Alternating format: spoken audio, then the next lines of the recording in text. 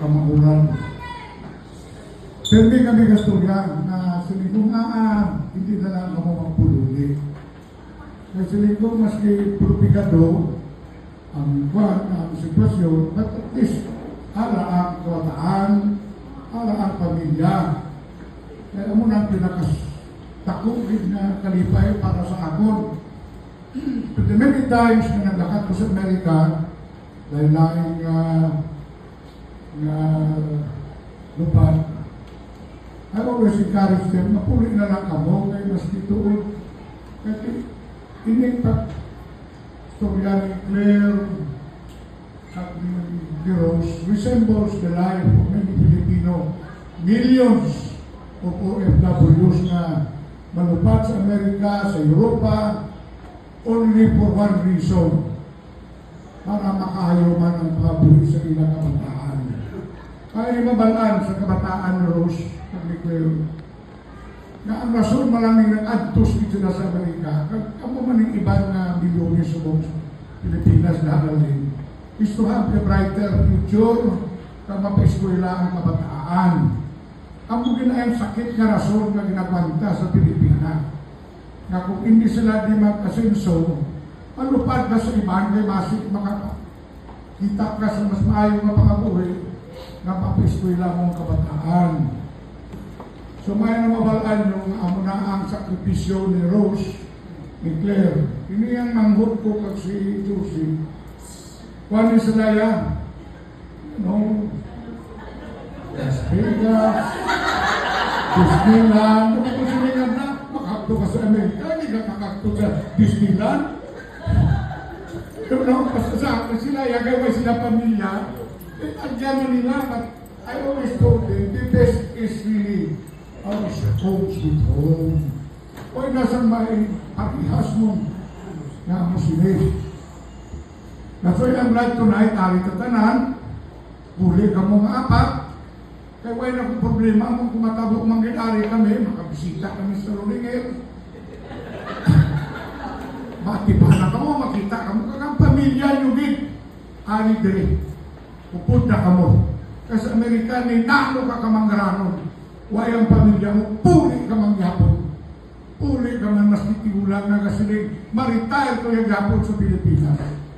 Mas di makakwarta ka. Nga, tikos lain ang atong mahal na Pilipinas. Lain ang inyong pulian. Kasi kaya happy na po, how can I be happy na tabo ni? Sakit kayo, but you look at the brighter side of life. Naapot ka mo, ari na kamuti. Happy na ko. Hindi na ko magpalibog na mag-upad pa sa Amerika at magpagita ito kung ano pang matabo. Kaya ari na mo nga, hindi ka po. Yung katunay ka happy kayo, despite nga masakit, karoon ko lang naman lahat na wala gali apo si Twin.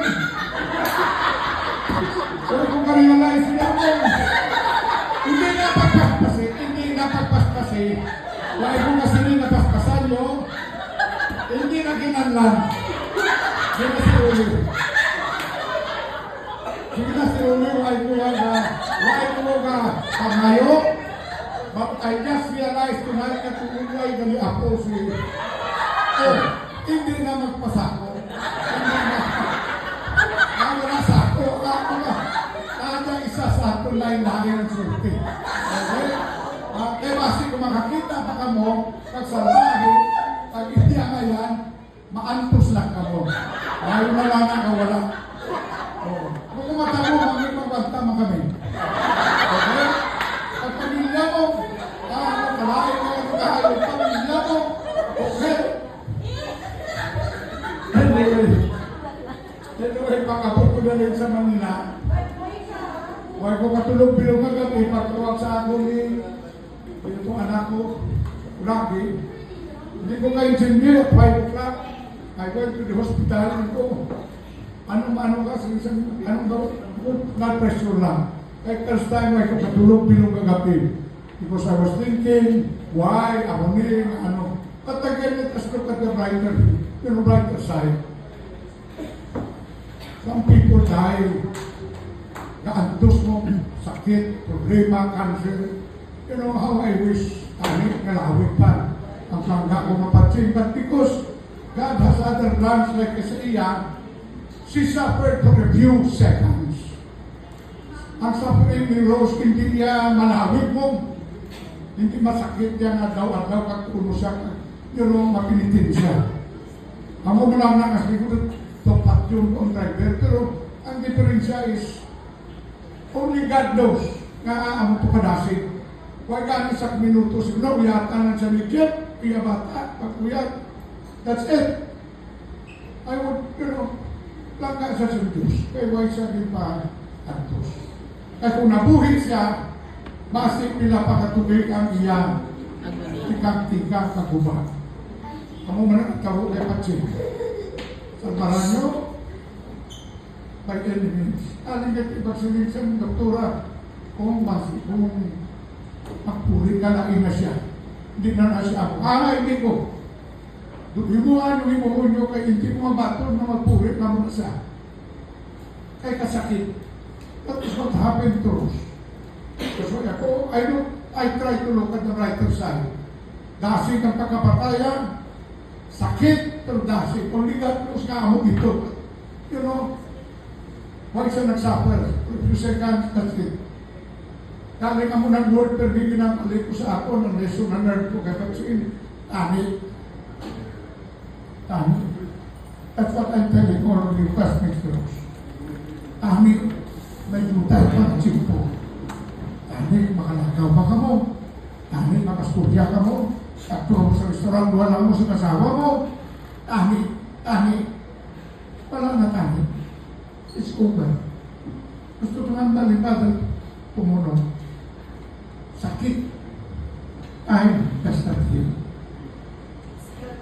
That's why now that you're still alive, uli ka mo.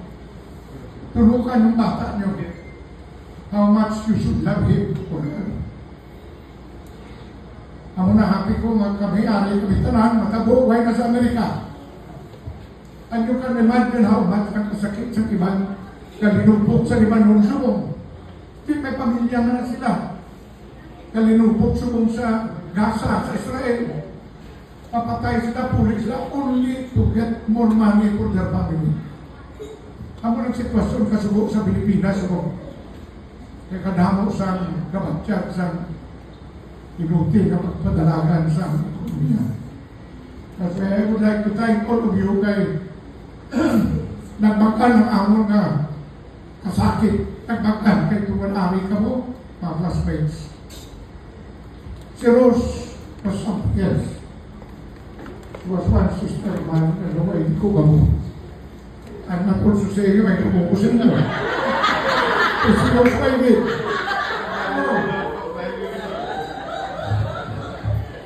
At nawan ka na. At si Rose was somebody nga makong kasakit, ihipos. Kaya nahuya. Nahuya kamutan, nahuya. Pero ang mga sampal mo sa bataan niya, kung kapamati ka mo, Rose went to the States because of you. Sino man may naman man? Dihaan mo, siya mo, tatay ang bana mo, wala ka mo. That's why every time I go to the States, upod kami. Anong ambal? Kung nga, hindi ka mo magpululi. Pulpikado, arang bataan. Ano ka mo di sa Amerika man? Maski may talas pa ka mo, mapuli mga mula po ng sa ulo nyo. But you can imagine how much sacrifice ang ginikanan para sa kabataan. Ang ginaan, bilit ko, ay clear ka keros. Kasi kabataan ang tal. Kaya sa inyong matanan, to my own children, we are very blessed. We have a wonderful, special woman. Sa aking mga buhay. Sakit.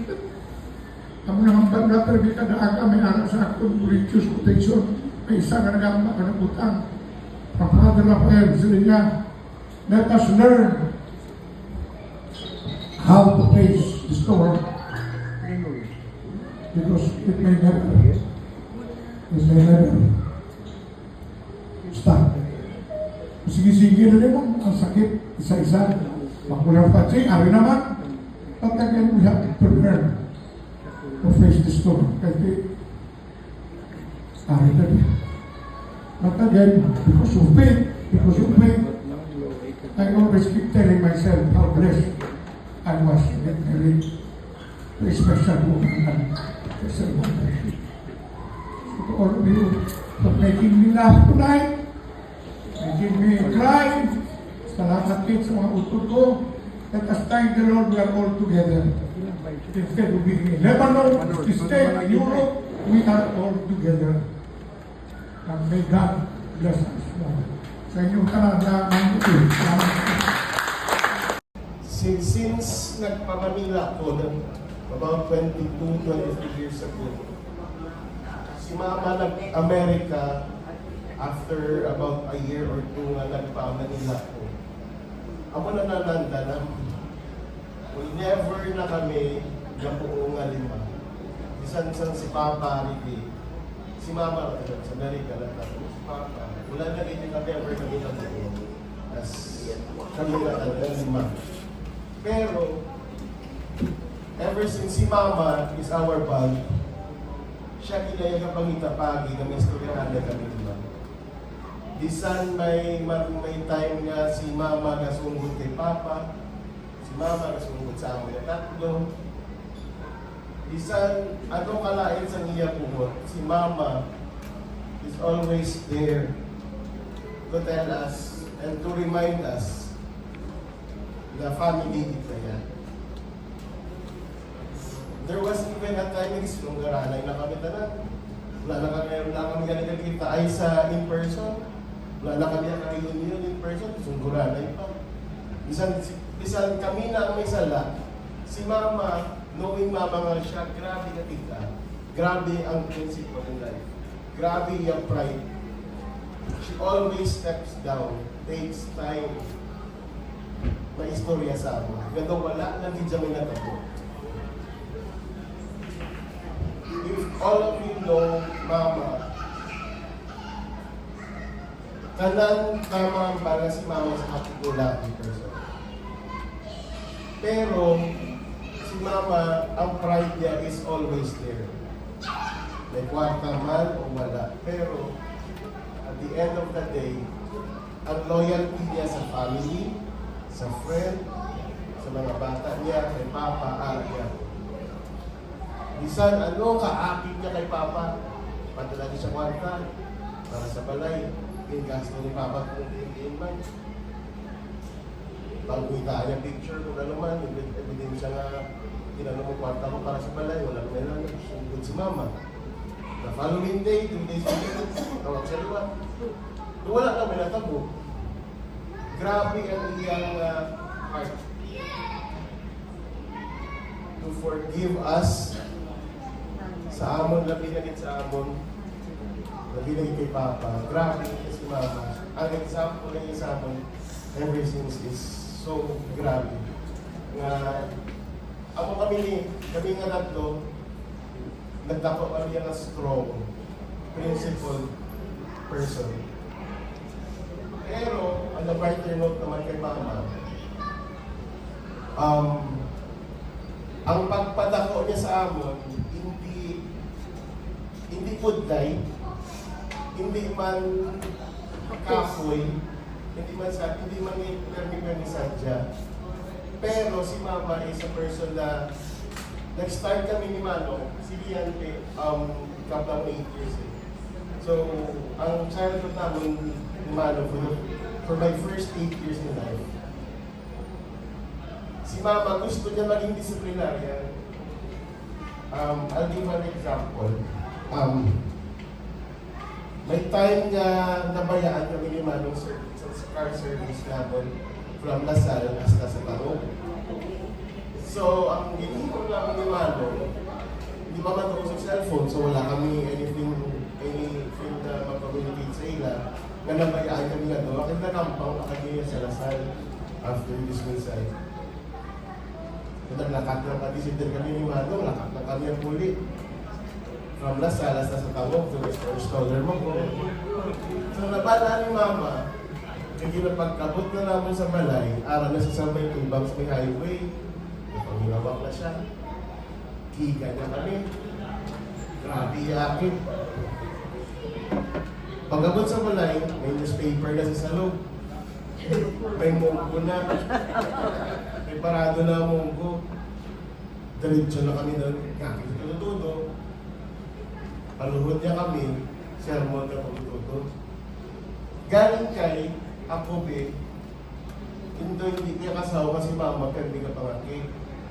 So ginsunod ko siya, ma, ari na ang munggo, tingnan ang ating batuan. Tingnan na ang langka. Tungon na niya, makikutong na kami niya. Kaapoy lakat. Instead niya si mama, mga hakid sa among tudo, nagkaglaw na lang. May time man lang sa unang grabe ng yaki kay kung hindi kami limanong nakadto sa tango. Kadto kami sa Punta Runway, runway airport, pamamagiging sa runway mo. Ulat kami ng plano, si mama, gusto na niya. Alas 5 pa lang sa hapon, bago magdulong, ara na kami sa balay.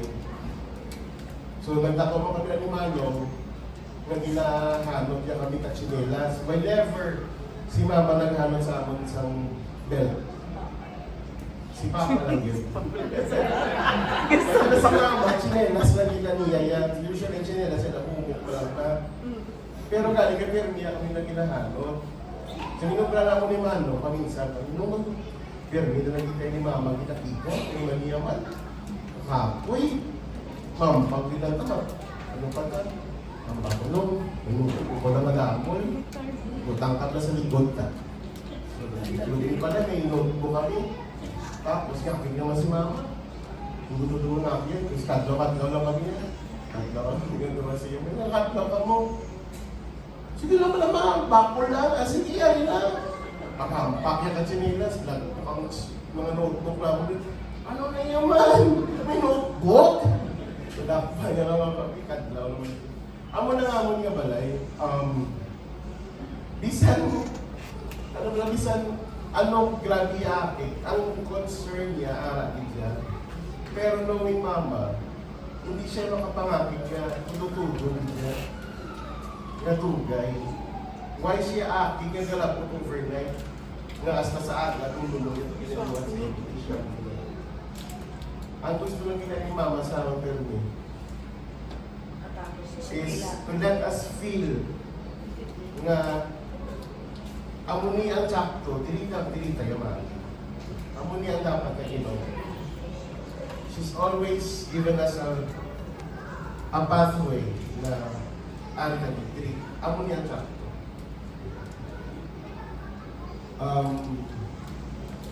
May time pagkita nga before siya mag-Amerika, galing siya na siya. May sereno ko, Mr. Manong, sige, Papa. Kailangan ko na medyo mag-Amerika. Ako nga, ang mama, kung kanila na di ba na? Kaya di ba, kailangan nyo na medyo makatapos sa eskwela. Kailangan na niya makatapos sa eskwela, kailangan na malay ka. Alam mo, katong tayo nakatapos sa mga engineering, mga balik sa ako.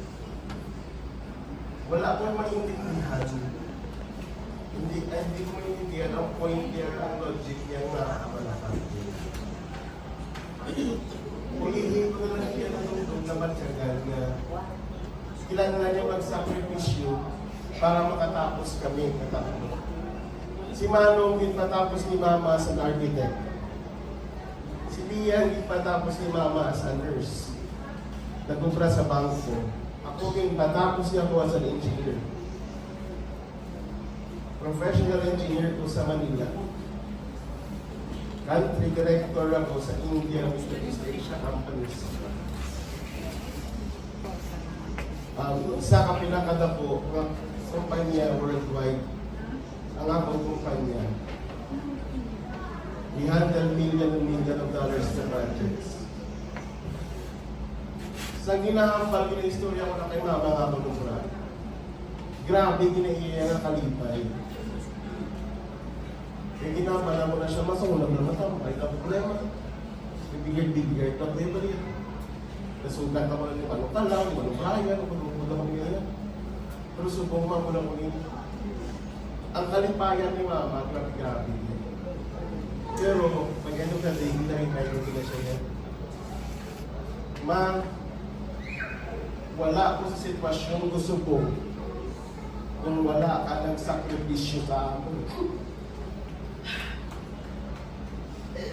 Kapila ko ilagay sa iyo. Wala ko pinapatugal ever since. Kung ano lang ko sa Manila.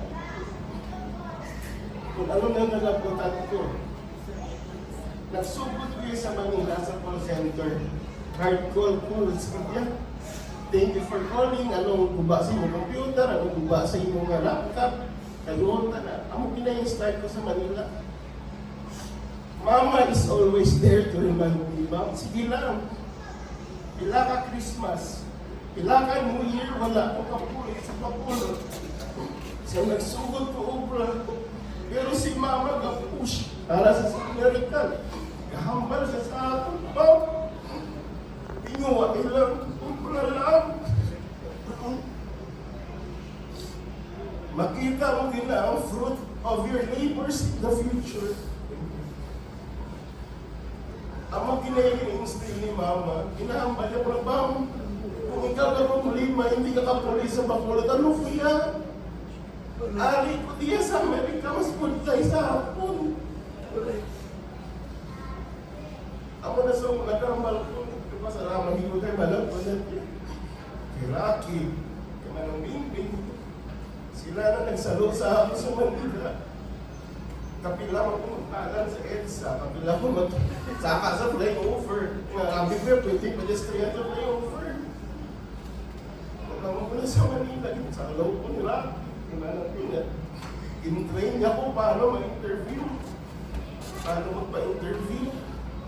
Kaya wala ang taga-Manila, ang company, kabaton, ang Ilonggo accent, empleyado, kumobra ka sa English company. Kailangan fluent ka sa English, nagsugod ko yes. Ang ako ko may Ilonggo. Pero si Mama, si Tita Claire, nabuli ka, mag-push, ilang pala to, kinuha ilang. Someday, you get to a point na pala, ano ka na. And now, I'm really, really proud kung ano ako. Happy na yung sitwasyon ko. I work from home 24/7. Gabantay ko sa bata ko, go bravo, sa parking lot lang yan. Tulog ko bata ko sa aga, alas 8. Pagli ko laptop ko, tambay na ko sa parking. Ako ko meeting, alas 9, alam ko sa parking, kasi hindi sa mga ako nga talaga everyday. Bisan country manager na kasapila sa Kagako region. Isipan nyo na pilang kumpanya sa Dubai, Qatar, Saudi, Africa, Egypt. Kaya ako niya gamani sa ilang project, ako gamantay sa ilang financial sa mga project. Ang pinakatapon ng mga project is $869 million US dollars. Pinakakampanya sa Australia din, patindog ko. Ang railing systems ang Downer Group sa Australia, ako nag-start. Ako nag-upgrade. Transit systems ang sa pinakatamang ko pa niya sa Australia, ako nag-start. It's all because nag-push ko ni Mama.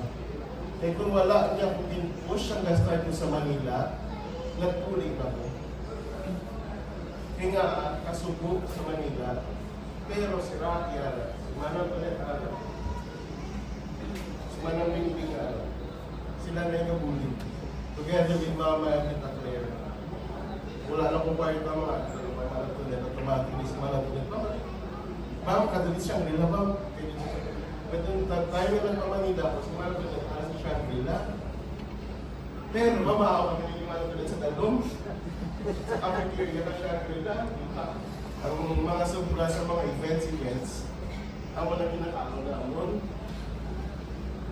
Tao naman siya, shelter mo siya, nila kami mo. Tapos pagka-weekend si Rocky, mga agad na lang daw, sige, mangyapon sa tuwa, Tagaytay ta. Paglaban mo Tagaytay, baka kami sa Kalata beer or soft drinks. Tampay ka dali. Nung lawit pa mong biyahe.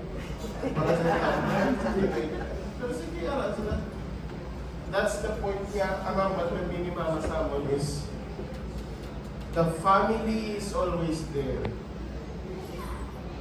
Bisan kita nga lima, wala tayong kabuo. Pero what we have instilled in you, in Manong, in Lian, will always be there. Amo na si Mama. Mama never gave up. Never did siya nag-surrender sa amin. Up to the time nga, natabot ko. Isang Tuesday, she reminded me, finish this. Last Tuesday, I had a conversation with Mama. And she reminded me everything. Lawig ako ng istoryahan na for the longest time, hindi ko na si Mama madakpan ng hapon. Most of the time, madakpan ko na si Mama, gabi na. Ang teleserye tayo, na lang, 9 to 10. Alam na ko managtulog na si ZK, kaya mag-good night na si ZK sa iya. Pero that time, no Tuesday, nadakpan ko si Mama, sinusulog ko siya, Ma, may lalad ka? Malayang sa mayo, wala ka kalagaw, wala ka nisugong sa balay, na ano? Bam, okay lang po yung balaya. Pamay, ilang ko bala. Wow! Diba? Kapalo ka, ipay na ko balaya bang sumo. Ipay man. Okay na si Manong. Ipay-ipay ko sa kwarto ko. Kapit na yung matapos akong kwarto, may aircon na, may bitala ko na tako. Tapos na ako nga ano. Box ko na lang tinalapihan ko ba? Okay na po. Si Lian may bata na, may asawa na, mapasibo na lang na sila yan. Ikaw. Ayaw ko lang mag-review sa Manila.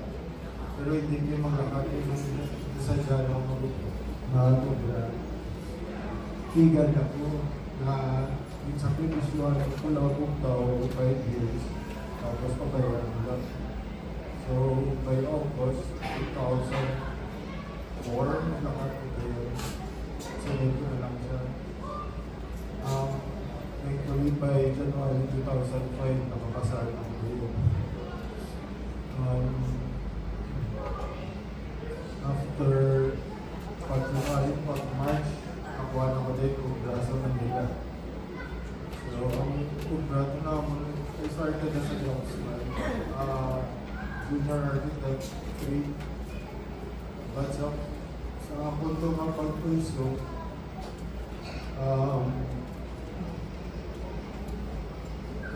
in-approve ko sa mga taga-Manila na kami na probinsyano, kaya mo na ako